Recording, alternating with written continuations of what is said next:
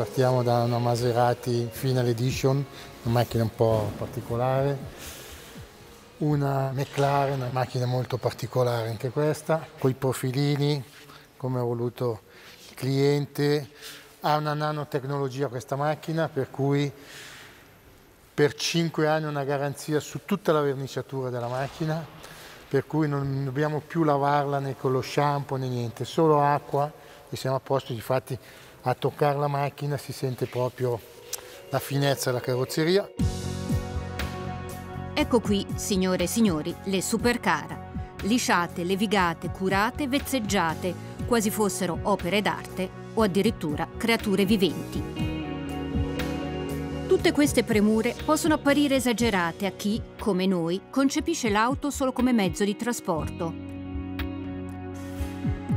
Ma la passione per i motori ha radici profonde e lontane e forse, dopo questo viaggio, ci ha contagiato, almeno un po'. Questo è un unico esemplare, diciamo, ce ne sono, se non mi sbaglio, 2 in Svizzera interna. Questa è la prima che verrà targata in Ticino. È una macchina che bisogna essere molto agili perché non ha le porte, per cui bisogna buttarsi dentro nella macchina. Antonio Clerici lavora nel settore da 30 anni. In lui cominciamo a scorgere quella luce, quel piacere sottile che si accende in tutti coloro che amano i motori. Ho sempre fatto il meccanico io da piccolo cacciavite e martello, si aggiustava il motorino, da lì era la mia passione proprio. Poi sono andato a aggiustare anche degli aerei, andavo a Como, all'hangar, a pulire gli aerei solo per vedere il motore com'era, la passione proprio della meccanica del motore. E poi adesso abbiamo qui qualche cavallo, io dico, qualche cavallo fermo che non mangia adesso. Comincerà a mangiare da marzo-aprile in base alla stagione che avremo. A quel punto qui, quando cominceremo a matricolare queste macchine e le mettiamo fuori, che le accendiamo, le scaldiamo, ecco, ti cambia proprio la giornata, diventa tutta una giornata completamente nuova. Guarda che bello, stanno lavorando su una 288 GTO.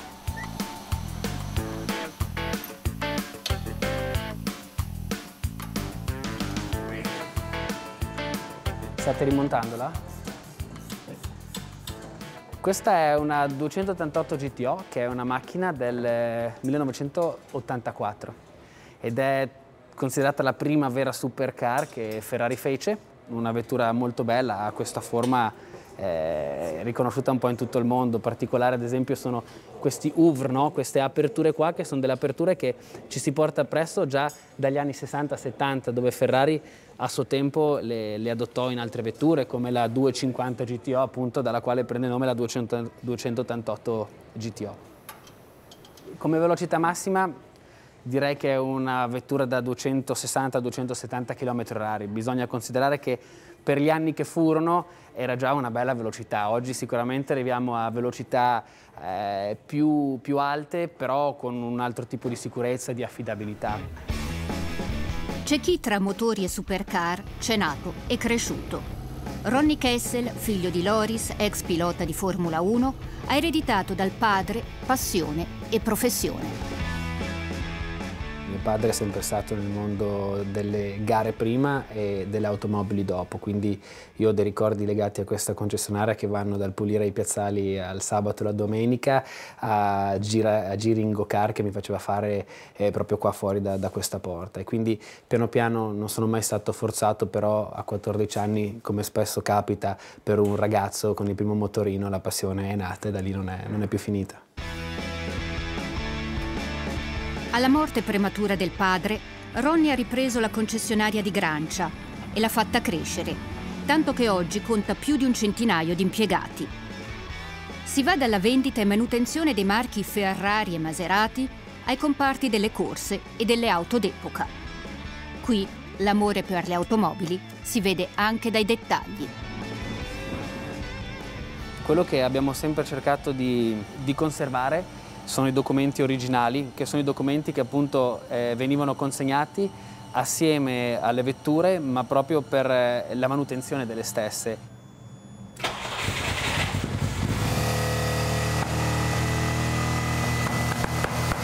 si poteva sentire che non girava perfettamente, quindi in questo caso l'intervento è un intervento in parte elettrico, quindi sulle candele, proprio sul manuale originale della Dino 246 abbiamo le descrizioni della candela che in questo momento o che avremo bisogno per evitare quegli scoppiettamenti che si sentivano in precedenza.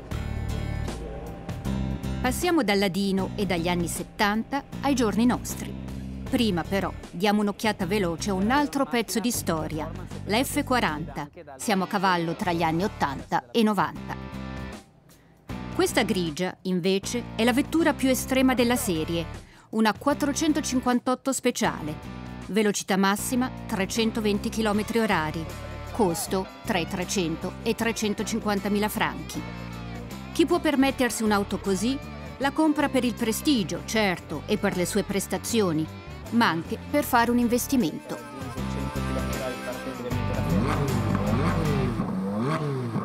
Ci sono sempre più collezionisti nel mondo automotive e per quanto ci concerne nel mondo Ferrari. Questo è sicuramente dettato da un post-crisi 2008-2009 dove tanti nostri clienti hanno deciso di diversificare gli investimenti e quindi magari a côté di quelle che potevano essere delle azioni o delle obbligazioni hanno deciso di optare per un qualcosa di più tangibile. E parlando di tangibile ovviamente non abbiamo solo l'automotive, abbiamo anche il vino, abbiamo gli orologi, abbiamo delle opere d'arte, però per chi già lo era appassionato di automotive è stato un pretesto in più per magari concedersi uno o anche due sfizi.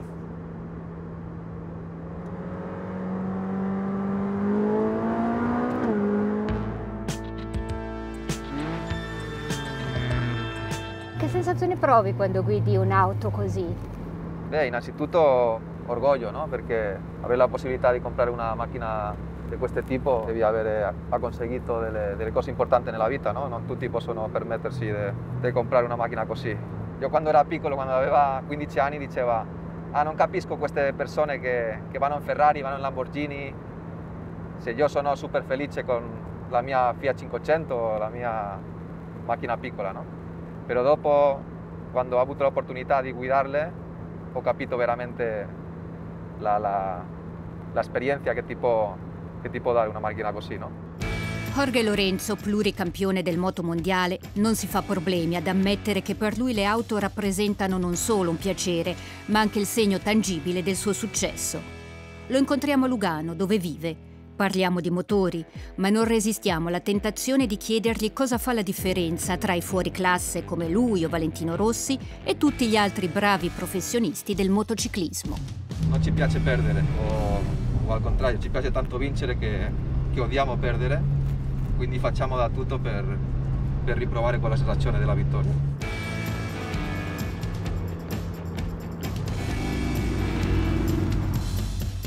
Prego. Questa me l'ha dato Lamborghini perché Stefano Domenicali è un amico mio e mi ha riservato una per me. Anzi, non avevano più macchine, però alla fine avevano quella della presentazione.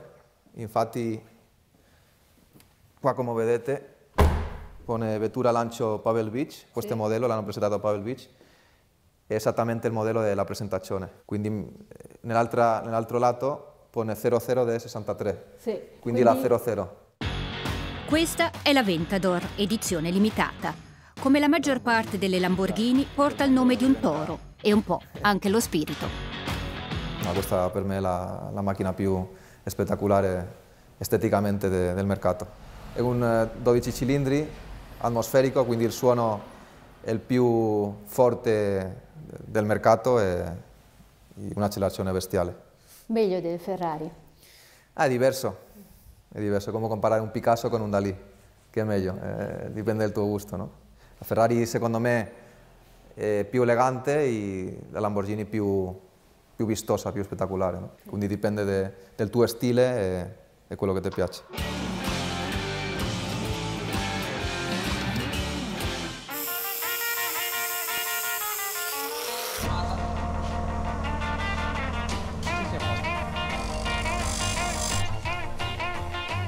Questo è Raffaele, un altro ragazzo cresciuto a pane e motori. Fin da piccolo ha visto suo padre, ingegnere meccanico e appassionato di corse, armeggiare tra pistoni, valvole e candele. Lo seguiva nei circuiti e quando è toccato a lui ha scoperto di saperci fare. A 14 anni mi hanno regalato un'Alfetta, abbiamo soldato il differenziale, abbiamo preso un piazzale e ho fatto lo zero, si chiama, tu arrivi, fai il cerchio con la macchina, che le ruote avanti stanno ferme, dietro sgomma, esci, sono uscito di traverso bene, che praticamente esci in derapata da una parte, poi vai dall'altra, poi raddrizzi, che è la cosa più difficile. A me è venuto spontanea, ho raddrizzato la macchina e da lì è partito tutto. Raffaele ha provato un po' di tutto: pista, rally, salite, drifting. E alla fine ha scoperto che il drifting, una disciplina nata in Giappone negli anni 70, gli era più congeniale delle altre. Questo per esempio sono io e questo qua è il chaser, che vuol dire che è il secondo, quello che parte dietro. In pratica io parto per esempio davanti, poi l'altro dietro. Io parto, devo fare una curva a destra, parto, quando attacco di traverso, quello dietro deve seguirmi, quando tu cambi direzione, l'altro deve praticamente copiare quello che fai e rimettersi dietro e deve continuare in tutto il percorso. Più sei vicino, più fai punti. Io in quella gara qua avevo fatto terzo alla fine, per regolamento può arrivare fino a toccare con le gomme. Gli sarebbe il record di punti, tra virgolette. Il drift è nato tra amici per giocare, punto. Dopo sono nate le gare perché piace, perché tutte queste cose, ma la base è nato con lo spirito di divertirsi, punto.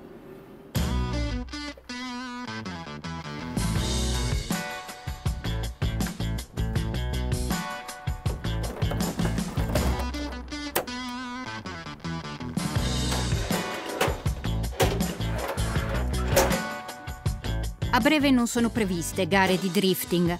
E allora decidiamo di seguire Raffaele a Chioggia, dove parteciperà a uno show di beneficenza. Mentre sistema l'auto, ci racconta che l'ha fatta tutta lui, pezzo per pezzo. La carrozzeria è in fibra di vetro e carbonio. Se picchi, ci dice, non resta più niente. L'ho costruita e c'ha un valore affettivo. Invece io l'ho comprata nel 2006. C'è proprio un valore affettivo e tutto. Invece chi corre per qualcuno che non o è un pilota professionista così, quando ti vengono addosso non gli interessa. Loro interessa fare il massimo dei punti. Io mi appoggio ma non vorrei distruggerla. Tante volte c'è un amore, si può chiamare come si vuole, proprio del veicolo, che invece se l'auto non è tua, non hai.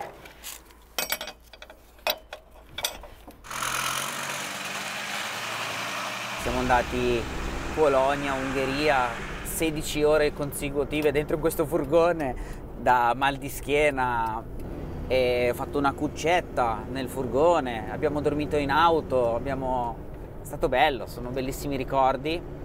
E soprattutto la cosa bella del drift, a mio punto di vedere, come lo vivo io, siamo tutti amici.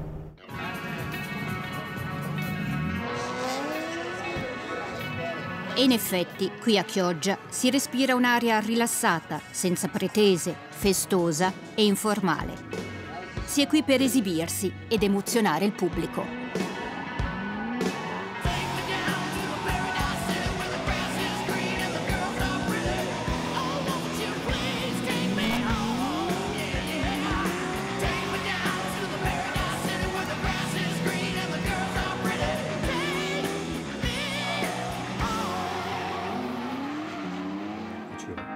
Da Chioggia torniamo in Ticino. Dal mondo del drifting passiamo a quello dei porscisti. Tra uscite in pista, gite sociali, corsi di guida e cene in compagnia, il programma del Porsche Club Ticino è ricco, anche se il Covid ha rallentato parecchio le attività. Chiusa la pendenza della gita sul Lago Maggiore, il discorso scivola sulla Taycan, la nuova Porsche elettrica. Io ero scetticissimo, l'ho provata. No, la macchina che vada bene, nessuno può dire perché la va, è una bomba, perché hanno già provato anche elettrico. Gli aspirapolvere da bomba, che la lì è una macchina, che è una macchina. Però il fatto di girare con una macchina che la famiglia non ti dà sensazioni. Le sensazioni te le dà a livello da spinge, ma se la famiglia... Il sound finto non ti piace? No, quando te pensi la macchina a Bellinzona devi sentire la giù a chassi. Perché pensare che questo tipo di tecnologia non è stato creato per noi, stai creando per il futuro, per le generazioni future. Al mio figlio che ne frega, abbiamo visto la macchina a fare rumore o no? Basta che la viaggia. Male, te la metti su bene. Ma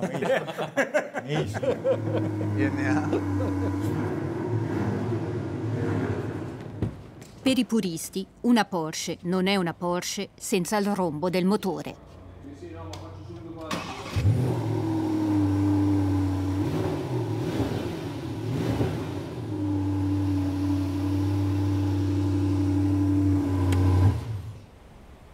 Questo, ad esempio, è il sound della versione GTS della Panamera. E adesso andiamo a sentire quello della Taycan. Non si sente niente, questo è il sound dell'auto elettrica. È accesa. Il motore funziona. Il motore funziona. I tempi cambiano e anche Porsche ha dovuto adeguarsi alle norme sempre più severe sulle emissioni di CO2. La sensibilità della clientela evolve e l'elettrico non è più un tabù, neppure per un marchio sportivo. Stiamo vedendo adesso che anche in Europa l'elettrico sta iniziando a prendere piede, sia con i motori tradizionali sia con i motori sportivi. Il Porsche entro il 2025 vuole vendere il 50% di vetture ibride o elettriche e quindi si sta adattando un po' anche al mercato e alla domanda che c'è. Il Ticino è una delle zone a livello mondiale dove si vendono più Porsche in rapporto al numero di abitanti. E anche le vendite della Taycan stanno andando bene. Ivan Iacoma, che da anni corre in pista da semiprofessionista, ci spiega come mai è così bella da guidare.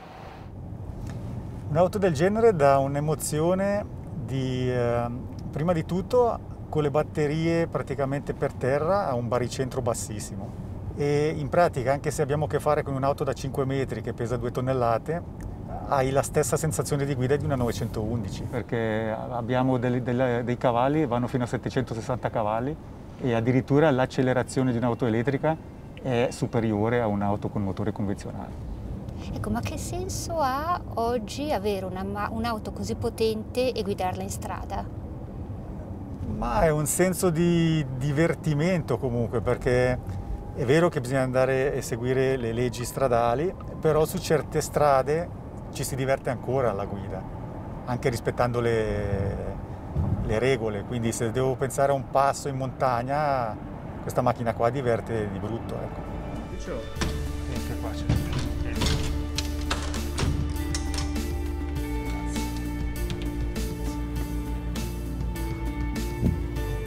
Eccoci, la mia bestia, la mia gioia e i miei dolori. Ce la descriva un po'? Ferrari 488 Challenge Evo, dunque l'ultima versione. Hanno cambiato, a parte le pinze dei freni e delle parti più tecniche, è cambiata anche nell'outfit perché hanno messo, diciamo, qualche parte aerodinamica in più, come questa. Io chiaramente ho subito sfruttato per evidenziare e per essere un po' campanilista. Lei che velocità ha raggiunto, posso chiedere? Al Mugello, in fondo al Mugello, 275 all'ora. Tra l'altro sono stato il più veloce del weekend. L'unica cosa che ho fatto meglio degli altri. Il 30% della clientela della Kessel SA compra una Ferrari per una questione di prestigio e di immagine, il 70% per le sue prestazioni. Matteo Lualdi appartiene alla seconda categoria. Ama correre e, visto che per strada non può farlo, ha deciso di entrare nella scuderia della Kessel Racing, con cui partecipa alle competizioni organizzate dalla Ferrari per i propri clienti. Adesso però, causa Covid, è tutto fermo. La dobbiamo tenere ancora nella naftalina fino a data da destinarsi, purtroppo sì. Entrare così è una bella sfida.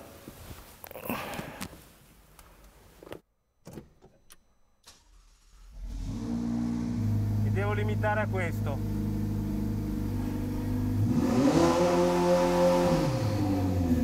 La Kessel Racing è nata esattamente 20 anni fa e da qua la livrea che riporta il numero 2020.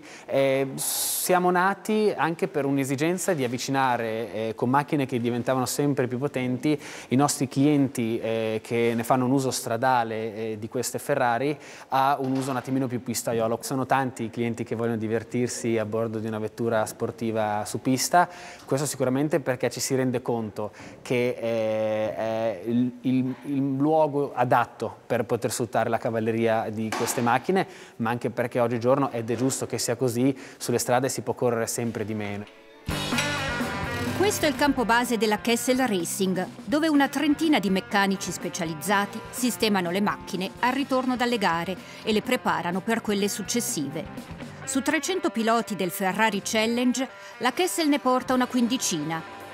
Piloti amatoriali, come Lualdi, corrono affiancati da professionisti e le performance di auto e corridori vengono analizzate nei minimi dettagli.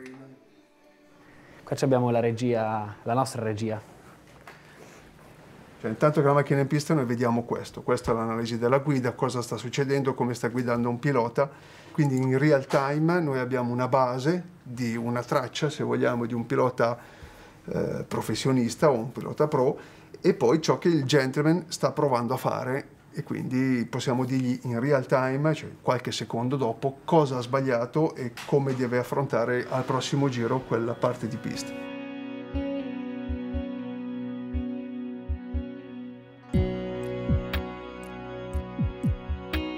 Io mi ricordo che da piccino, quando mio papà faceva benzina, uscivo con lui e volevo sentire l'odore proprio che emanava la benzina, e in pista tutte queste cose me le ritrovo, cioè ritrovo il rombo del motore, che tra l'altro è ancora più importante perché è una macchina da 670 cavalli e le posso garantire che l'erogazione è un'erogazione pazzesca, anche se abbiamo casco e auricolari. Lualdi ha mosso i primi passi nel motorsport 4 anni fa. Prima nella classe Gran Turismo con la Porsche e poi nel campionato Ferrari per amatori. Ma la passione lo accompagna da sempre. Siamo cresciuti, sia io che il mio povero fratello, a pane e Clay Regazzoni. Dunque, fin dai primissimi anni, mi ricordo, avevo 3 anni e mezzo, quando Regazzoni vinse il primo Gran Premio con la Ferrari a Monza, era il 6 settembre del 1970, e io, in maniera ancora poco consapevole, se non completamente inconsapevole, cominciai a gustare questo momento e questa passione che poi mi ha caratterizzato praticamente tutta la mia esistenza. Una passione costosa. Basti dire che la quota di iscrizione a una stagione del Ferrari Challenge, comprendente 7 eventi, costa circa 70.000 franchi, più, ovviamente, le spese di trasporto e alloggio, senza contare i costi della manutenzione dell'auto. È chiaro che non è un campionato per tutti e da tutti, ma è per me anche molto interessante da un punto di vista di network e anche da un punto di vista professionale. Perché lei di che cosa si occupa?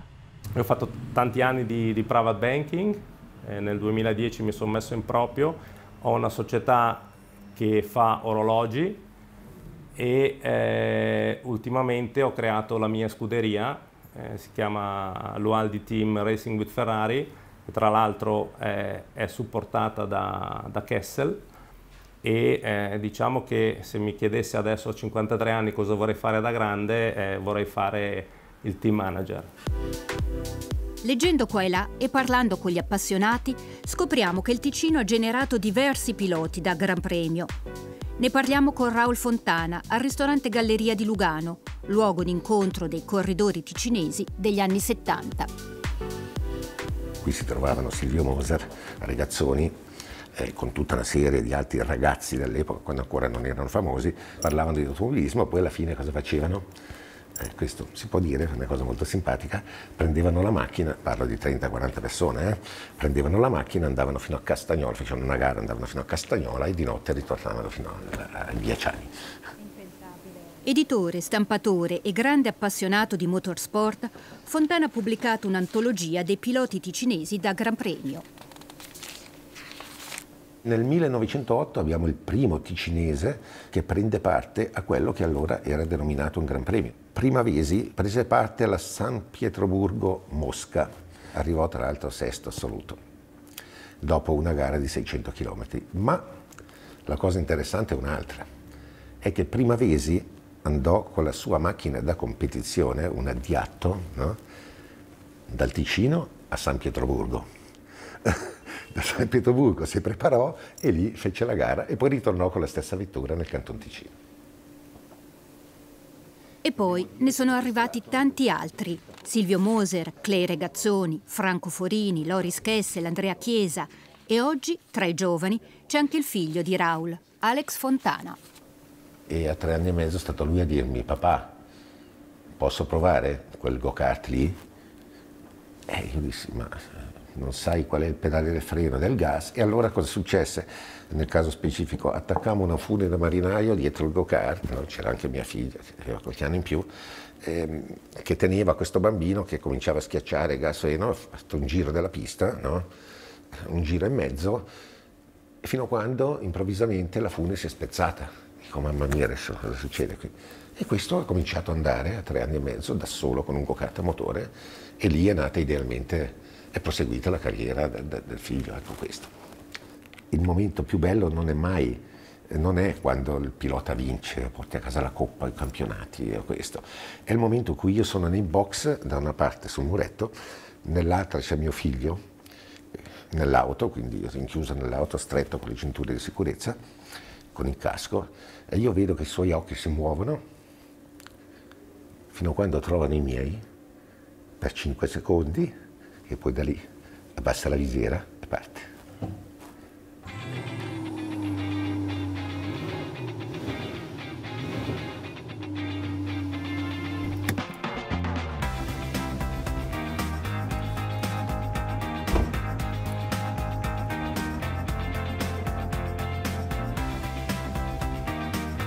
Ascolta, è un problemino tecnico. Avrei bisogno delle pastiglie perché vorrei fare qualche slalom però un po' più aggressive e che scaldano magari subito. Ti potrei dare l'RST3, adesso te le vado anche a prendere. A Genestrerio troviamo un'altra realtà che coniuga passione e professione. La Ravasi, fondata 70 anni fa dal nonno di Pietro e Mario, è un'azienda specializzata in consulenza e vendita di pezzi di ricambio per autoveicoli. 10 anni fa Pietro ne ha aggiunto un pezzo, la Ravasi Corse, focalizzata sul motorsport. Non è che si capisce. Già sui banchi di scuola disegnavo il mio simbolo Ravasi Corse e mi è sempre appassionata la meccanica, sempre piaciuto. È nato così per gioco, diciamo. Ho studiato meccanica di precisione, quindi ho una base tecnica, diciamo, che poi ho sviluppato nel motorsport perché è proprio una passione che mi scorre dentro. Il motorsport rappresenta un segmento significativo dell'attività di questa azienda. Pietro offre alla sua clientela, che arriva dal Ticino, dal nord Italia e da Oltralpe, una consulenza personalizzata, difficilmente reperibile su internet. Preferisco venire qui, che c'è Pietro che mi può spiegare, mi può dare dei consigli e poi il materiale so che qua è migliore. Io faccio un po' di pista e un po' gli slalom svizzeri. Ci investi parecchio in termini di soldi, intendo? Sì, ogni anno più o meno, se riesco, faccio una decina di uscite.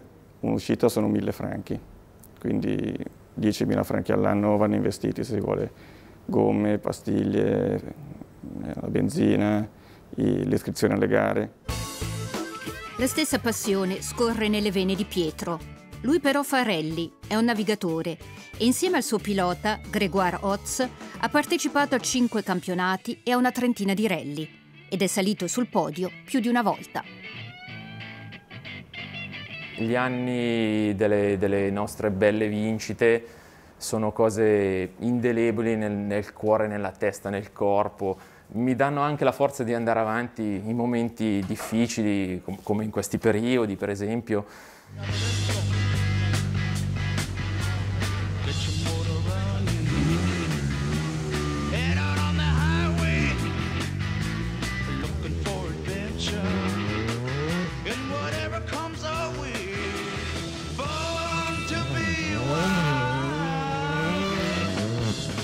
Abbiamo approfittato della prima occasione che ci è stata offerta per vedere Pietro e Grégoire all'opera. Siamo sul Monte Basso, vicino a Lecco, dove la coppia si sta allenando in vista del campionato delle Valli Ossolane, poi caduto, anche questo, per via del Covid. Sicuramente riprendere dopo un anno e avere queste condizioni è stato qualcosa di molto duro, diciamo, ma molto appagante, anche perché lui ha ripreso subito la confidenza, io anche con lui. Adesso cerchiamo di ripartire, che piove un po' meno, per andare un pochettino più forte. È stata dura riprendere gli automatismi. Quando si blocca tutto al momento della frenata o quando si va un po' troppo veloce in certi tratti. Ma la macchina sembra a posto e quindi è un piacere guidarla.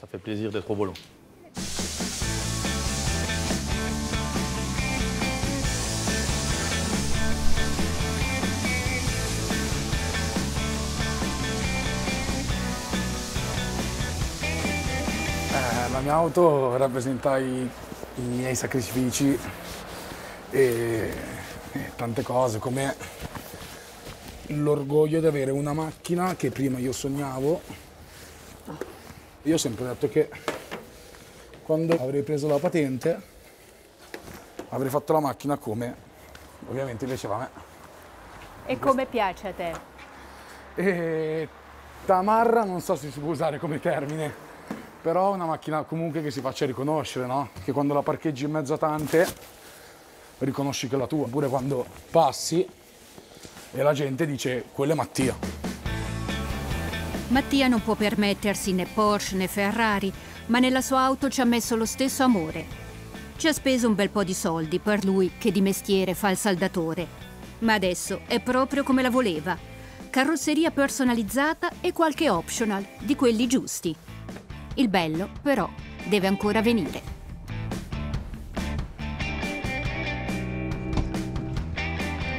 L'impianto ha 4 woofer da 20 a porta e 2 driver e tweeter insieme che fanno 2 in 1, diciamo. E il sub è un sub da 38, costruito ovviamente, con un amplificatore da 5000 watt RMS della Tarams. La parte, diciamo, posteriore della macchina è catramata. Devo ringraziare il mio papà che mi ha portato questo catrame, che serve ad insonorizzare la vettura e far rimanere tutte le pressioni che manda fuori il woofer all'interno della macchina. Volete sentirlo allora?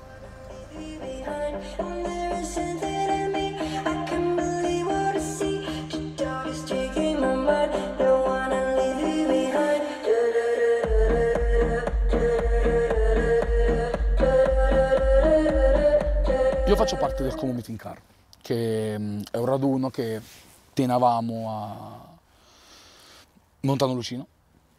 Misuriamo la pressione sonora del subwoofer e i decibel delle portiere, quindi il volume. Beh, lì per passare una buona giornata con tutti gli appassionati, per confrontarti, per sentire quella più forte. Con gli amici scherziamo, anche i miei amici hanno l'impianto. La tua si sente male, la tua si sente di meno, la mia si sente di più. Però comunque abbiamo tutti l'impianto che suona. Sì. Vuoi fare un video che mi si muove la giacca?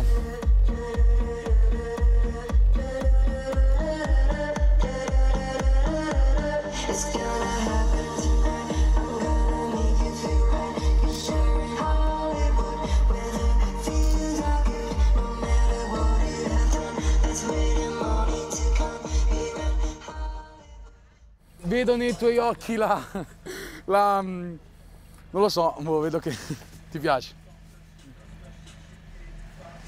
Ma si vede proprio la passione nei tuoi occhi. E più che sì, passione, ma anche tanta soddisfazione. Tanta soddisfazione perché la gente è un rottame, fa schifo. Per voi, per me no. La mia macchina.